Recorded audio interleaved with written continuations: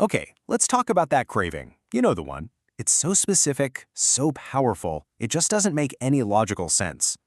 We're going to dive deep into the psychology behind one of the most loved street foods on the entire planet. I mean, seriously, who hasn't said this? You're totally stuffed, you couldn't possibly eat another bite, but then someone mentions Pani Puri, and suddenly your brain is just screaming, yes. This is the first big clue, right? This craving. It has nothing to do with being hungry, it's all about wanting an experience. So how on earth does that work? That's the big question we're tackling today. What is going on in our brains that makes this snack so impossible to resist, even when we know we shouldn't? All right, to really get this, we have to go back to the very beginning, the first moment you put one in your mouth. Because, and this is key, it doesn't start with the taste. It starts with a sound.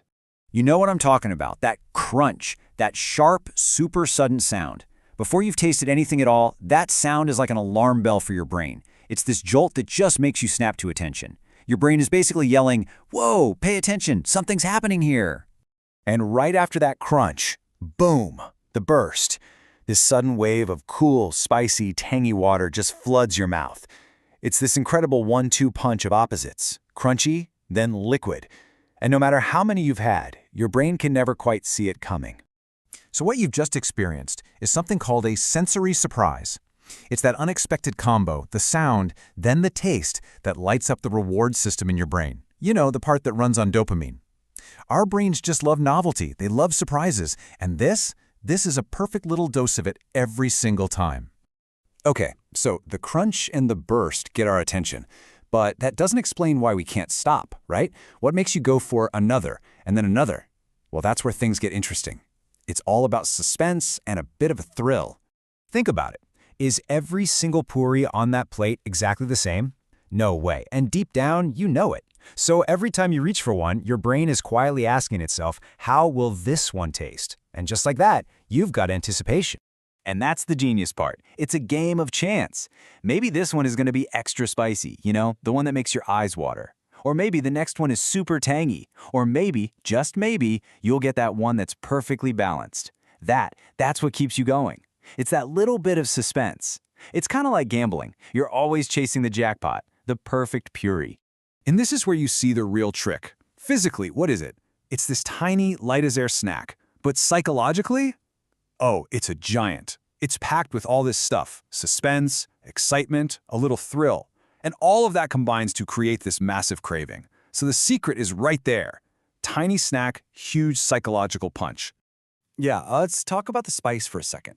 That little bit of burn, right? The tingling. It's a safe kind of discomfort. Your brain isn't freaking out thinking it's in danger. Instead, it processes that little kick of heat as excitement. It's a tiny thrill, totally manageable, and it just adds another layer to the whole thing.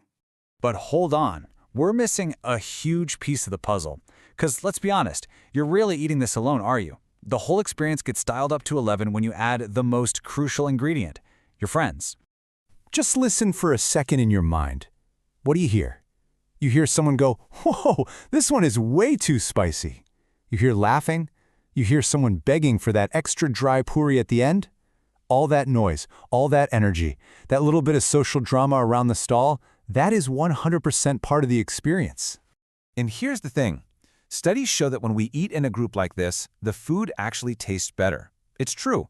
Our brains mix in all that shared energy, all those reactions, and it becomes part of the flavor.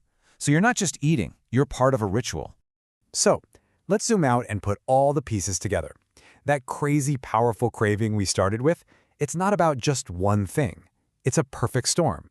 It's a formula where all these little pieces combine to create something huge. Because think about it. When you crave Pani Puri, you're not just craving a taste. Your brain is pulling up a whole file of memories. Maybe it's hanging out after school, or those late nights in college, or that feeling you get when it starts raining, or that time you had an eating contest with your friends. The food isn't just food. It's a key that unlocks all these emotions. So, here it is. The perfect formula. You start with that crunch, the sensory surprise. That leads to the suspense of what will this one taste like, and the physical thrill from the spice. Then you add your friends, which just amplifies everything. And finally, it all gets locked in with your memories. It's incredible, really. Taste, friends, and memory, all packed into one tiny little puri. And that's why this is so true, why we all kind of laugh when someone says, oh, I'll just have a couple. We all know better. The psychological pull of that whole formula, it's just way, way too strong. So, okay, we figured out the psychology of why it feels so good. But that leaves us with one last, kind of tricky question. We know the psychological reward is huge, but what about the physical cost? How does this amazing feeling stack up against, its actual health profile? Just a little something to think about the next time you're reaching for just one more.